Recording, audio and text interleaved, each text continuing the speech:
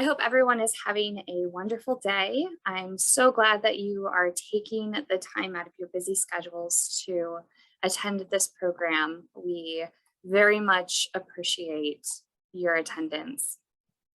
So we're going to be talking about the 1950 census and how do I search for my family. 1950 census is brand new. We're still learning it too. So keep that in mind. Things change daily. So as soon as one piece of information comes up, it almost seems like something else has changed. I was sitting and playing with every piece of the 1950 census that I could prior to this presentation to make sure that I understood what was even going on. So I really recommend that you do the same. We're going to talk about the questions very quickly. We're going to fly through these. The first question was for the head of the household. We have the name of the street, home or apartment number, serial number of dwelling unit. Is this house on a farm or a ranch? If no to number 4, is the house on a place of 3 or more acres? And then the agricultural questionnaire number. Now, if you are looking for that agricultural questionnaire, I have bad news. I'm sorry to say that the Census Bureau did not view those as important and they no longer exist, unfortunately. Okay, so questions for all persons. We have the name and relationship to the head of the household, race, and there are different options. There's a few that have abbreviations and then other ones are spelled out. We have the sex. We have how old was the person on his or her last birthday. And if it's a child under the age of 1, they enter the month of birth. Is he, she now married, widowed, divorced, separated, never married? What state or country was the person born in? If foreign born, is the person naturalized? Incredibly helpful for those of us doing genealogy research. I'm so glad those questions are still included. Okay, moving on. What was this person doing most of last week? Working, keeping house, or something else? If keeping house, H, or OT for other to 15, did this person do any work at all last week, not counting work around the house? If no to number 16, was this person looking for work? If no to 17, even if he didn't work last week, what does he have a job or a business? So there's more to each of these questions. And one of the things that we did provide you in the handout, and I want to make sure that you know about this, is the enumerator instructions. So if you have a question about any one of these particular lines and what the enumerator was supposed to enter, please look at that instruction manual. It will explain exactly what they were supposed to put. Okay, if work to number 15, how many hours did he, she work in the last week? Okay, if work to number 15, yes to 16 or 18, describe the job or business held last week. Or if yes to 17, describe the last job, business, answer the following. So it's very kind of convoluted. You want to make sure that you are looking at every part of this. So they're supposed to fill out what kind of work does this person do, what kind of business or industry is the person in, and the class of the worker. And so P for private employment, G for government employment, O for own business, and P for working without pay. And then these sample questions for all ages. Was the person living in the same house a year ago? If no to 21, was the person living on a farm a year ago? If no to 21, was the person living in the same county a year ago? If no to number 23, what county or nearest place was he, she living in a year ago? What state or foreign country was he, she living in a year ago? And then we also continue with these. What country were her father, mother born in, was the highest grade of school that the person has attended. I wish that was still asked of everyone. Did she finish this grade? Has the person attended school at any time since February 1st? Still flying through these. If looking for work, how many weeks has he been looking for work last year, and how many weeks did this person do any work at all, not counting work around the house? Income received by this person in 1949, how much money, working as an employee for wages or salary, working on business, received interest, dividends, veterans allowance, pension, rents, or other income aside from earnings. I feel like this is a little bit repetitive to what's in the main census, but I completely understand that they want more details. And then we go into how much money did his or her relatives in the household earn, working for wages, salary, in own business, professional practice farm. Again, all of this is about the relatives, not the head of household this time. Okay, and then this part is for the armed forces. So if male, which I wish they had put for everyone, because as we know, it doesn't necessarily mean if there's a female that they didn't serve in some capacity. So if male, did he ever serve in the US Armed Forces during World War II, World War I, any other time? To the enumerator, if worked the last year, is there any entry in 20A, B, or C? If it's yes, skip to 36. If no, then you need to make entries. So what that is what kind of work, what kind of business, and the class of worker. And then if ever married, has this person been married more than once? How many years? I really wish that had been asked of everybody. How many years since the person was last married? If female and ever married, how many children has she ever born? Not counting stillbirths. Again, I wish that was asked of everyone.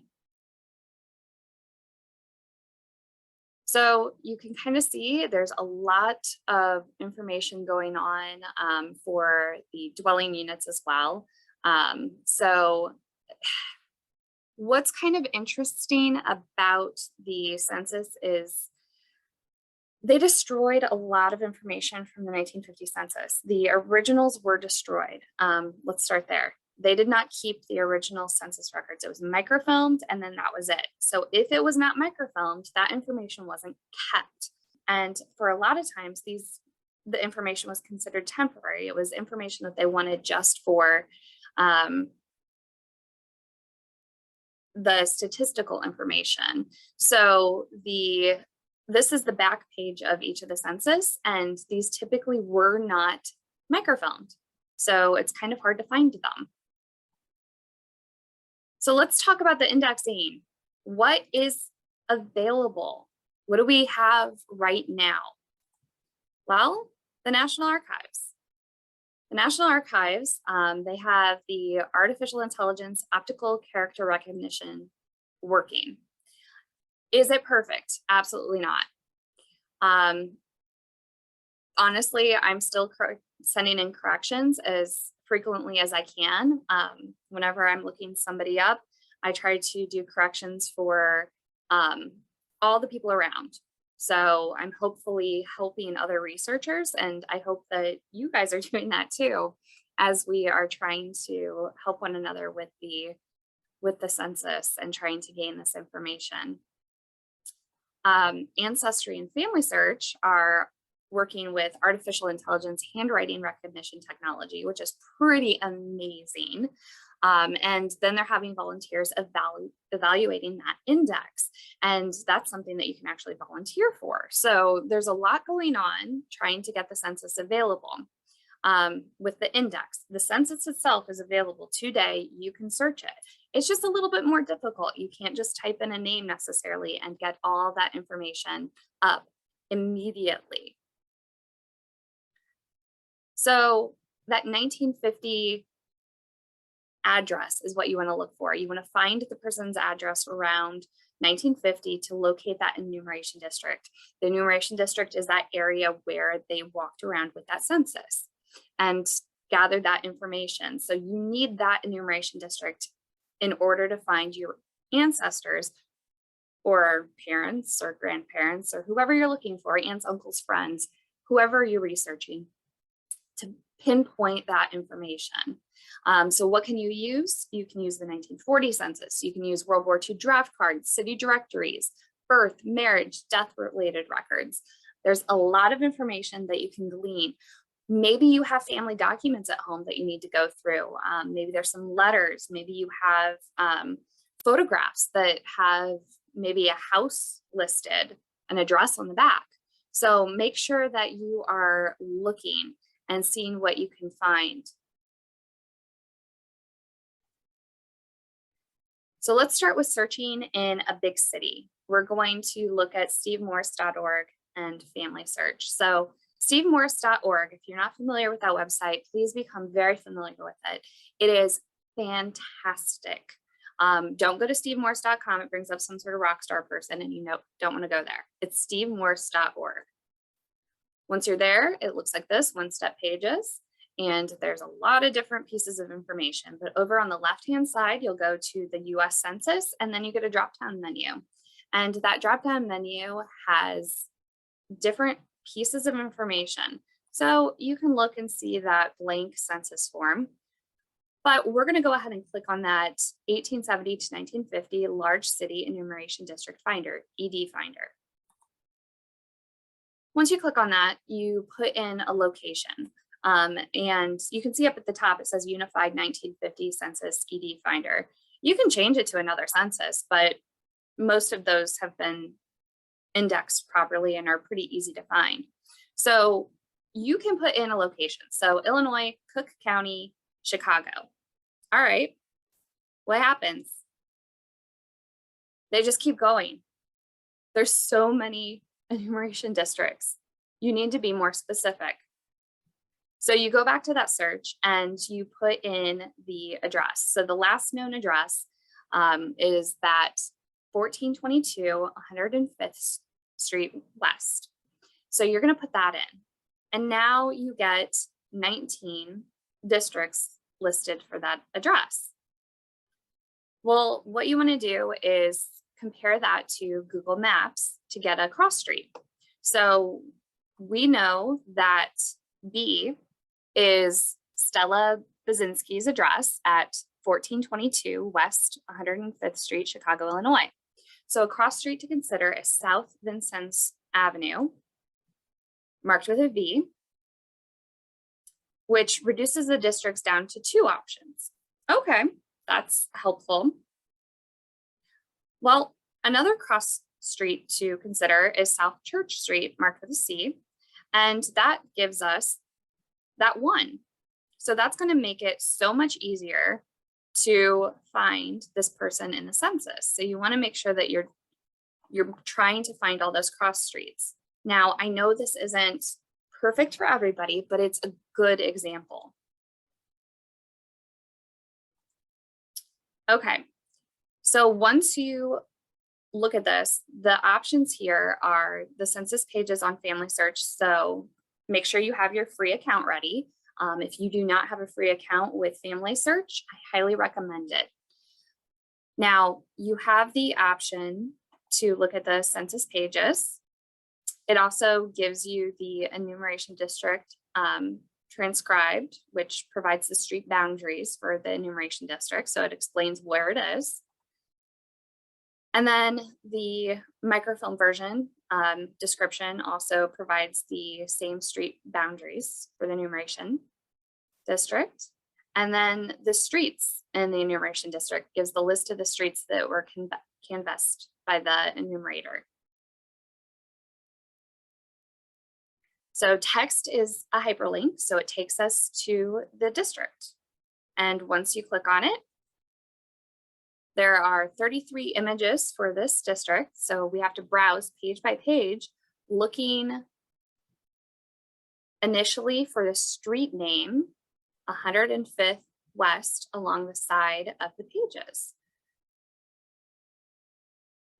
So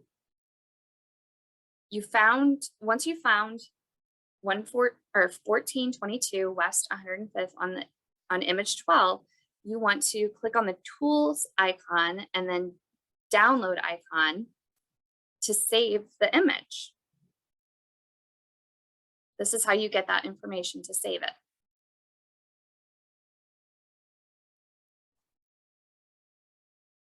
So the address of 1422, it's not on a farm or ranch, not on 3 or more acres. You can see the family.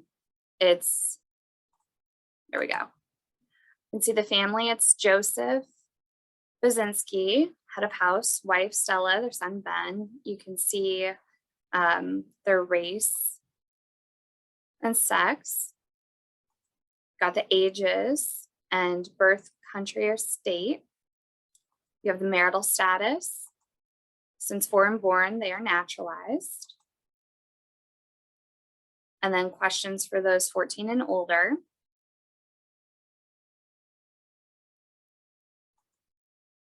Okay, so Joseph and Stella weren't unable to work last week, but Ben worked last week.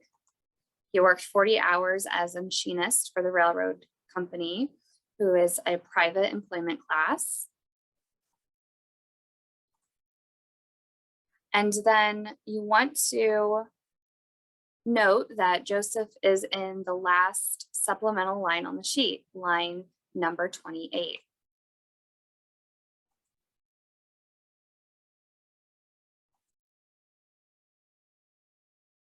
Okay, so yes, he lived in the same household. So this is pulling up that information. His parents were born in Poland. He had none for highest grade attended. None was checked for if he had done any work in the last year.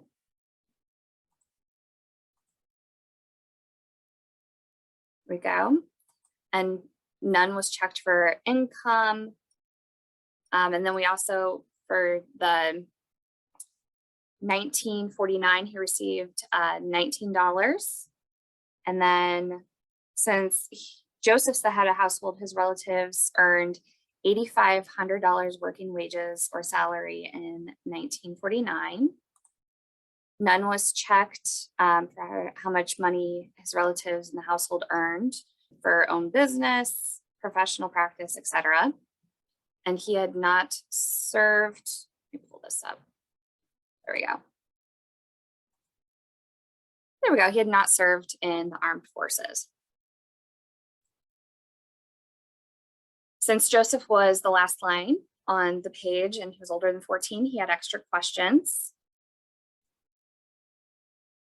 Since he hadn't worked in the last year, his last job was a carpenter at the railroad, for which he was a private employment class. He had not been married more than once. He had been married for 47 years, which is amazing information for a researcher. Okay, let's do another example. This time we're going to search in a growing town.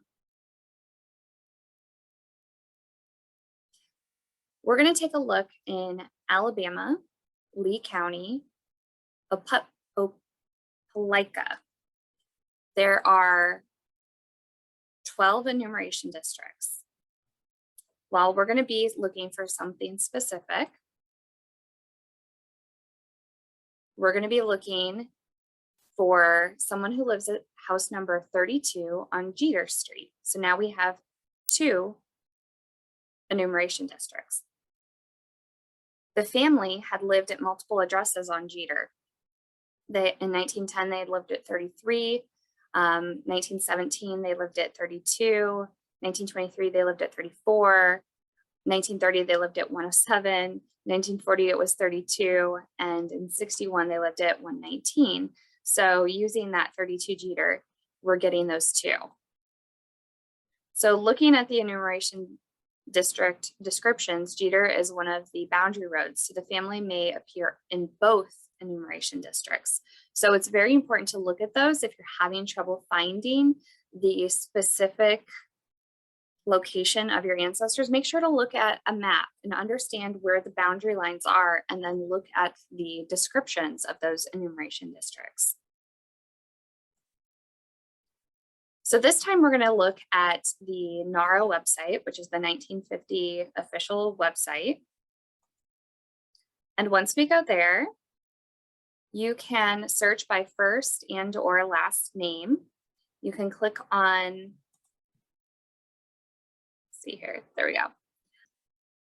You can click on the magnifying glass next to the name and the enumeration district to be added to the search. You can search by name, county, state. There we go. And you'll get 37 results. Search by name, first enumeration district option, and state, and get 0 results. And then if you do the other one, get that one. So the person we're looking for is Mose Lunford, and he's found among 3 potential results. So once you find one, you want to click on the population schedules. Now, it's not easy to read the document on this page. You need to click on the 3 stacked boxes and download the image. That's a way to be able to get the different pixel options, and that's a way to look at it. And then you can also get the sheet number in the top right corner and locate the image on Ancestry or Family Search if it would be easier to view it on one of those websites.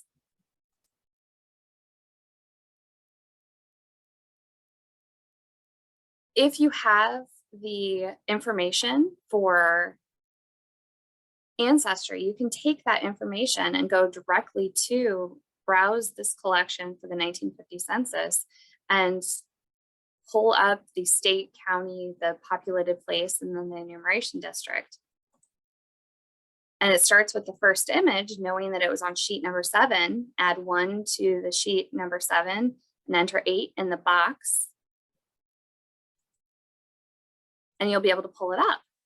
You can see right there, you can verify that that's sheet number 7, and you can click on the save button and choose to save to your own computer.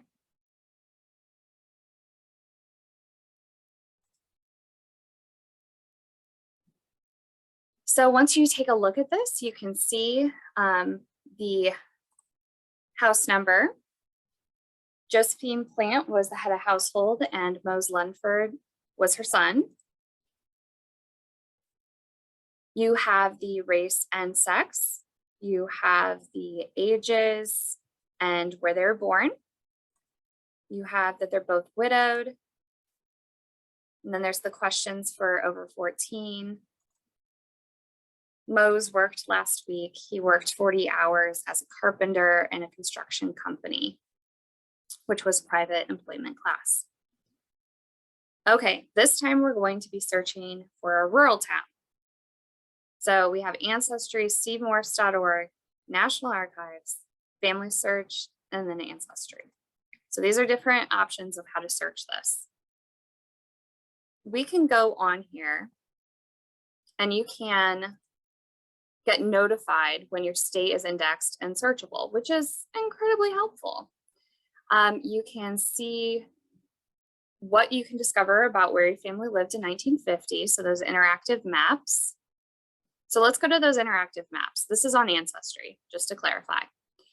So you're on Ancestry, you can type in a location, or you can click on one of the dots and keep zooming in. But if you type in a location, and you will get those districts. So we have one for this specific location, and this is a rural community. So we have that one enumeration district. You're going to click on that. And then you could scroll through the images. There's 56 images for this enumeration district. You can quickly browse the names or incorporate other search options. So you could try Steve Moore's site to narrow down the information. But by doing so, you have 5 potential enumeration districts.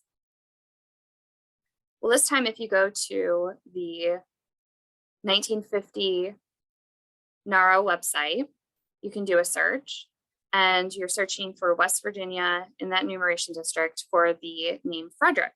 You get 2 results, but they weren't the people. So this time, you want to do a search for Goldie. Goldie is maybe a little more unique. It's machine learning, artificial intelligence extracted names. So we see Goldie. It's a little off, but let's click on the population schedules to see the image.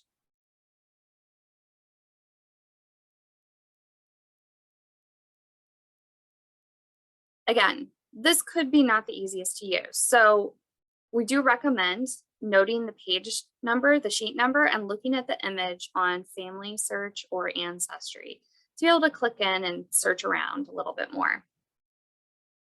So this time we're on Family Search. You can scroll down to learn more. Working on that community project. But you want to go to try finding your own family. So you do have to scroll down to get to this. Explore pages. Once you click on it, you want to scroll alpha by state. So we're going to West Virginia, then alpha by county, Marion County. Once the current place listed was the county and state of interest, Marion County, West Virginia has 95 items listed. Click, hide, map. This is very important because otherwise you can't read anything. The items are not listed numerically by enumeration district. So you need to use the tools, find in your internet browser and type in the enumeration district. So this is 2585. So this is like Control F if you're on a PC. So you're just trying to search. The system jumps to enumeration district 2585, and then you click on the text. Once you do that, you get it pulled up, and it starts with image number 1. We are looking for sheet number 36. So add a 1 and enter 37 in the box. And once we do that, we pull it up. And you can see that 36 is there. So the NARA index has had the following names indexed as such. So we had the names indexed as Otis M. Frederick, Goldie E, Edward E. Let's pull that up. There they are. Edward K, Arthur, Rosemary, Frank, and Kenneth. So we have what the names are, and then you can see what the machine learning extracted names are. So it's really just kind of hit or miss to whether or not you find what you're looking for with some of these index names the way they are. Okay, so the family resides at 332 Parker Run Road. The house was on a farm or ranch and also appears in the agricultural questionnaire, which were sadly destroyed. And then the names in relationship to the head of the house, race and sex, age and birth state, and marital status. So all of that information is there. Once again, the questions for people 14 and older concerning employment. We had Otis working last week while Goldie was keeping house. Otis worked 38 hours last week as a coal cutter for the coal mine, which is private employment class. And 2 of the children are on sample lines 25 and 30. So that means they have a little bit more information. So number 25 is Edward and 30 is Kenneth. Edward is 11, Kenneth is 4. So both are marked that they lived in the same house in 1949. Parents are born in the United States. Edward is in 5th grade currently. He hasn't finished school, but yes, he attended school. No answers in the 14 years and older.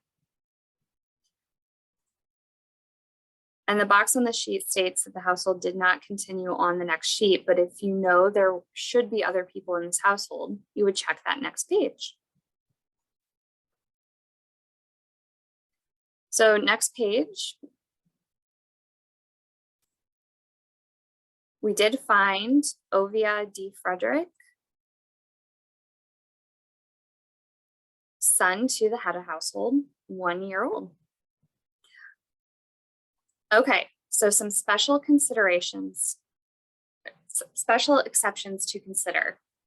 When someone was not home, this is really interesting on this census. A lot of people have been kind of a little taken aback by not at home being written on the census, but it's actually really a good thing if you stop to think about it. The fact that they weren't potentially getting information from the neighbors and they weren't trying to speed through the process. They were actually saying, okay, this person's not at home, I need to come back.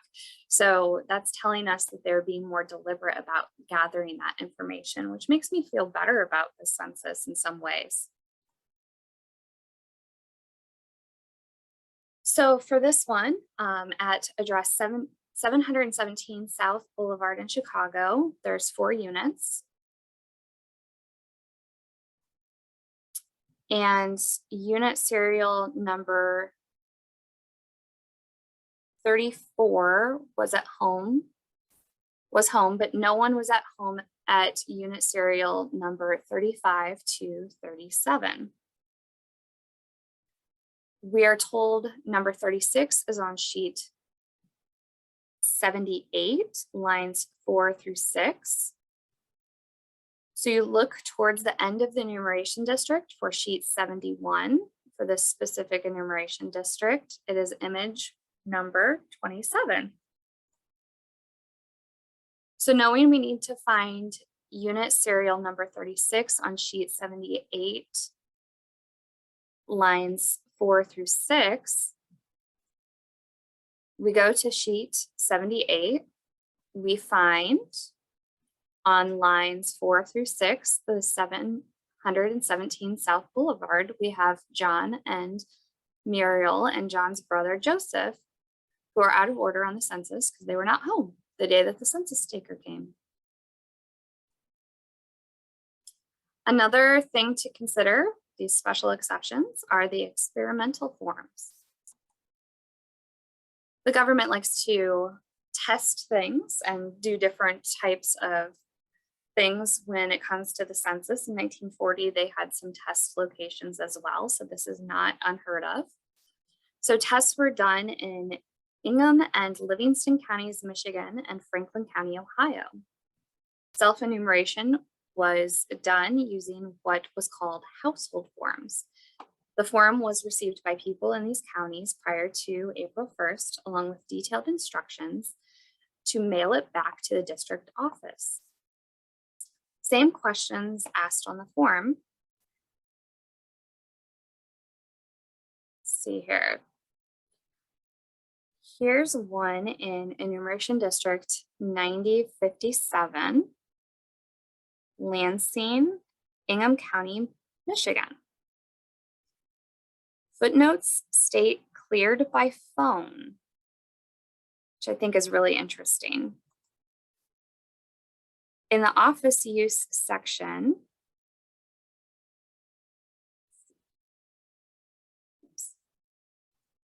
let me go back, sorry, accidentally clicked. In the office use section, we have the date and initials of the person who edited the form. So these forms were edited, which I think is incredibly amazing.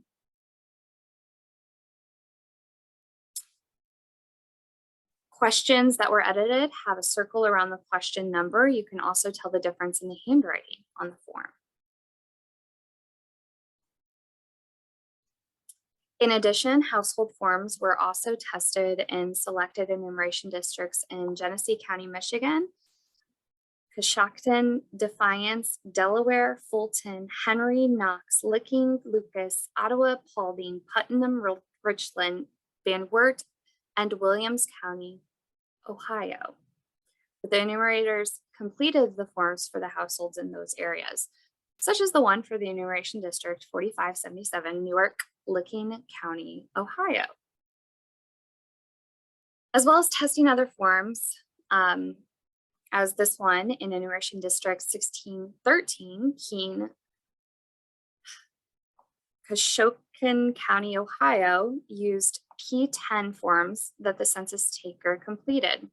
The questions are the same as the regular census form, but they used a different form. Any oddness with the responses were noted at the bottom of the page.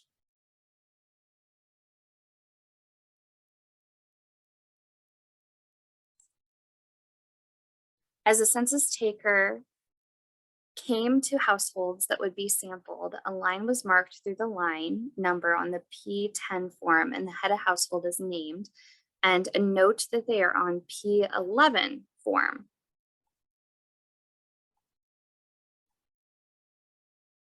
Oops, let's go back. Following the completion of the enumeration district, the P11 forms are numerical by the serial number of the dwelling unit. So we're going to look for Roland's Ott, which is the gentleman we saw there.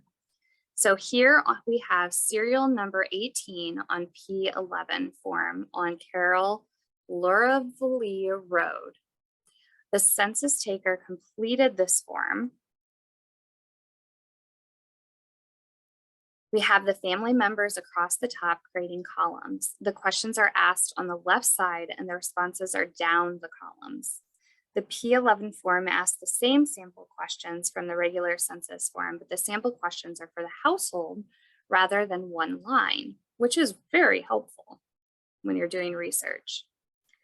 The right side of the P11 form has the household structure questions that were on the back side of the regular census that have been destroyed. Again, this would be helpful for every household.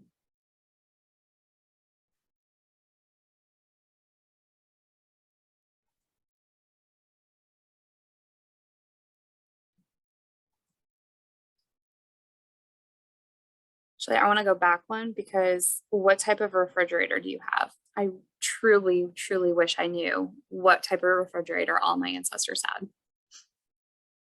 Because that's just fun. That's good knowledge to have. So the 1950 census, there's a ton of information online and we are all learning it as we are giving this presentation. This is a group learning project. So I want to make sure you know that yes, we have been diving into the census. Yes, we've been trying to figure out this information for you, but we're learning together. There, you can look at the census form and the questions. You can find enumeration districts on stevemorse.org. There's searching and browsing. You can use ancestry.com, familysearch.org, the National Archives website. You want to make sure that you're looking at the people not home. You want to look at the experimental forms. There's a ton of information out there. This information is on your handout. Please make sure that you are looking at the handout, looking at the different pieces of information we've provided you. There's a video or two to watch. There's all sorts of fun pieces that you can utilize while you're doing this research. I'm going to stop sharing my screen and I'm going to do a new share because we're going to actually do a little bit of searching live. There we go. So now you're seeing the 1950 census website. So I wanted to begin with this one because there is all sorts of fun things. I'm going to begin search, and we went ahead and did an example of this in the PowerPoint. But again, live searches, you get to see the warts and wrinkles, and it's not perfection. And I wanted to be able to show you that. So I'm going to do Indiana because that's where we are, and Allen County, because that's where we are. Now, I wanted to show you that even with a unique name, sometimes they don't come up. This is my maiden last name and no records found, which is so sad. So at that point, you want to try maybe a first name. Well, if I start doing these, I'm going to get 169 population schedules. Holy Moses. Well, I can get rid of that. And why don't we try another one? Well, this time we're getting 55, but that's still a lot of population schedules to go through. Now, one of the things you can do, and this has helped me get through these a little bit faster, is you go down here and you look. Okay, so Minnie is in a household with William Hoffman. Not the right one. Not even close. So you can scroll through and possibly find who you're looking for pretty quickly, but maybe not. I've done this search before and it actually did not come up with my ancestor by doing this search. I had to go through and figure out what enumeration district they were in before I could find them. And that is unfortunately the case with many of these records. It can be where you keep searching in here and you're not finding what you're looking for just by using the names. You can type in an enumeration district, but that's not helpful if you don't know it. So we're going to go ahead and go to that stevemorse.org website. And you can see over here, if you go to that US Census, you can go into that enumeration district finder.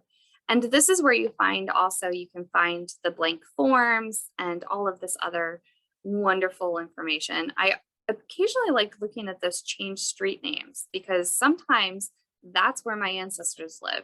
They like to trick me and live in a place that the street name changed and I am up a creek. So if I'm looking for the ancestors that I was trying to find, look at this, way too many enumeration districts. Well, what if you don't have that house number? What if you just have a street? You can put in a street. You can play around with that. This is what I like to do. And then now we're down to 2. I can do a cross street. There we go, Warsaw. And now I have the enumeration district.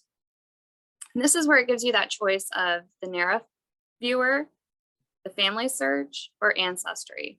So you have to have an account for family search and you have to have a paid account for ancestry. Family search is free, NARA is free. So I can click on any of these. I'm going to click on NARA just because I was so frustrated with not finding it. So now I have that population schedule and I'm going to scroll down. I'm going to go to that page 2. And this is where you start looking. You want to start looking on the side of the street. So I see LaSalle, and what you want to do is just go page by page until you find it. Well, I happen to know what page it's on because I've already found these people. And I've already helped transcribe the name, but they're still not coming up in the name, which is only slightly frustrating, but I'm going to keep doing that. So here's my Edward and Minnie. They're not coming up when I do a search, only slightly annoying, but they're there. I found them going page by page. I have all the information. I'm frustrated that the no one at home would have gotten this, but they scooched it down one to Venkat's dwelling, it looks like. But I would have loved to have more information with those sample questions for those. Now, as you saw, it's not perfect. And I'm going to go to Ancestry. And this is my personal account because many of you have personal accounts. You're not necessarily going to be at a library doing searches. So I just wanted to show you what it looks like from your account. You go into that 1950 census and you can do a search. Now, one of the things that I do to periodically check and see if they've already done the indexing for the place I'm looking for is I will do a search for a county, no names, just do a search for a county and see if it's been indexed. It hasn't. I can see where they've been working. It looks like Vermont and Delaware. They have Wyoming in here, New Hampshire. good for those states. If you have ancestors in those states, that is fantastic news, and I'm so excited for you. But that just means that I have to go over here and play, which is fine. And I can just type in or go to a specific location. We're gonna go to Ohio. We are gonna go to Defiance, and we're going to Defiance. And then we're gonna click on one of these. Okay, so now we've been able to pull that information up. We can scroll in, we can look around, and we have that information. So play around with each of these. It's not going to be an exact science yet. They don't have the information perfect like you would expect it to be from any of these organizations with all of the rest of their information. They do such a great job at helping us do research. They help us with our genealogy by indexing, by giving us clues, by linking stuff. And it's so wonderful.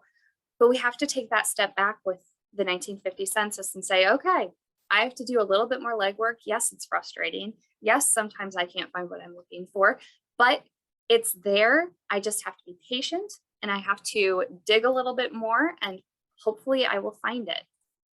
You can explore those maps if you want. Let's say you're doing some research. We're gonna go to Paris. So you can go in and actually say, all right, this is the ED, because I can tell by the town, that's the enumeration district I need, and go into it by that way. So you can play around with all these different tools that they have given us, even though they can't give us the index yet, because nobody can give that to us instantaneously. Although they sure are trying. And then that family search. So family search has a really neat 1950 census page if you take a look at it. So they have the project underway, so that community project, people are working on it. Right now the map is not clickable yet, but you'll be able to watch as each area becomes available.